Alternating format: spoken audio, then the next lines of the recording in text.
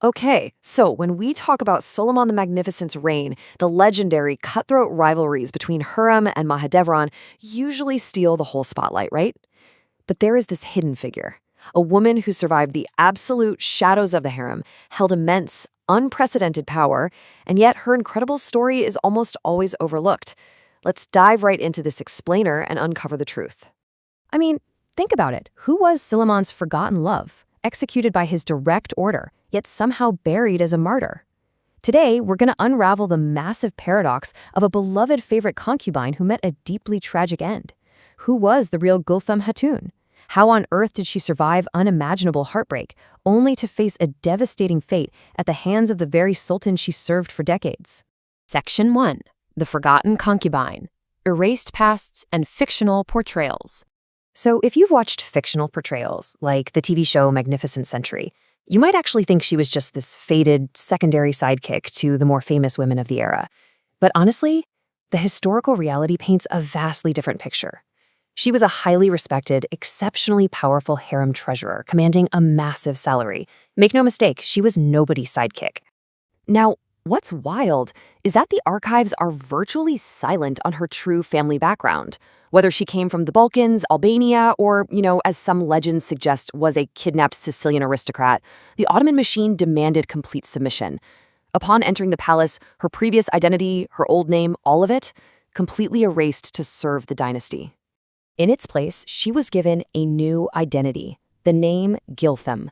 It translates to rose mouth, or one whose words are like roses. And this beautiful name really perfectly symbolizes her quiet, gentle nature in a world that was strictly known for its sharp political thorns. In an environment where words were literally weapons, hers were likened to roses. Section 2. Tragedy and Survival. The Devastating Events of 1521. Back in 1513, Gulfem achieved the ultimate status in the Ottoman court. She bore a son, Shehzadeh Murad. Overnight, she transformed into the mother of a potential padishah. In this fiercely competitive imperial world, motherhood was the ultimate source of power, and she had just firmly secured her undeniable place in it. But then comes the absolute emotional torture she had to endure. Just as Suleiman ascends the throne, this brutal smallpox epidemic sweeps through Istanbul in October of 1521. Her young son perishes, and in a matter of days, her entire future is just erased. She lost both her beloved child and, essentially, her primary function in the harem. And normally, a woman without a son faced a really harsh reality, which is captured perfectly by this old sentiment: a vessel emptied had no right to remain at the sultan's side. The standard protocol was for a grieving, childless mother to be exiled to the Palace of Tears. It was a one-way ticket to being entirely powerless and completely forgotten. Section 3. The harem's treasurer, shadow power, and an unprecedented survival strategy. But here's the twist. Defying literally all traditions, Suleiman did not banish her. He kept her right there in the Topkapi Palace. This shows that Suleiman deeply, deeply valued her presence and their shared history, far beyond just her ability to bear heirs.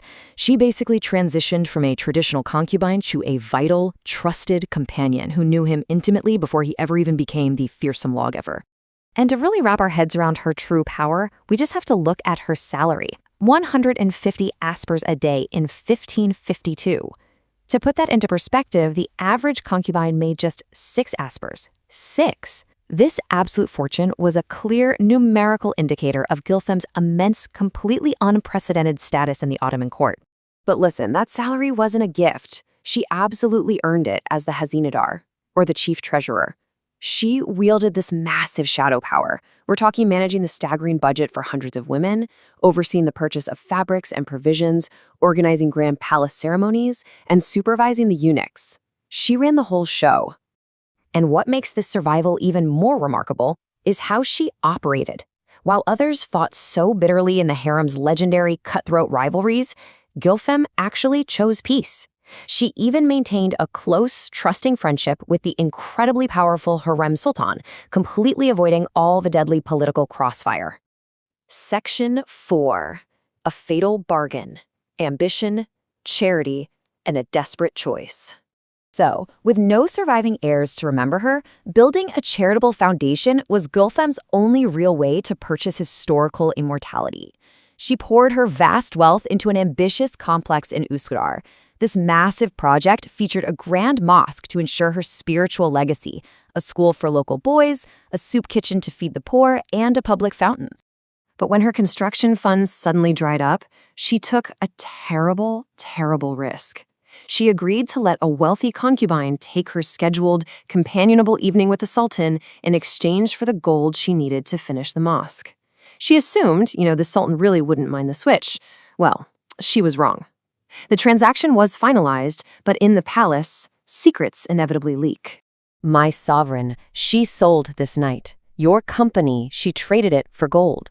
That quote captures the devastating moment the young concubine framed Gulfem, completely poisoning the mind of the aging, paranoid sultan.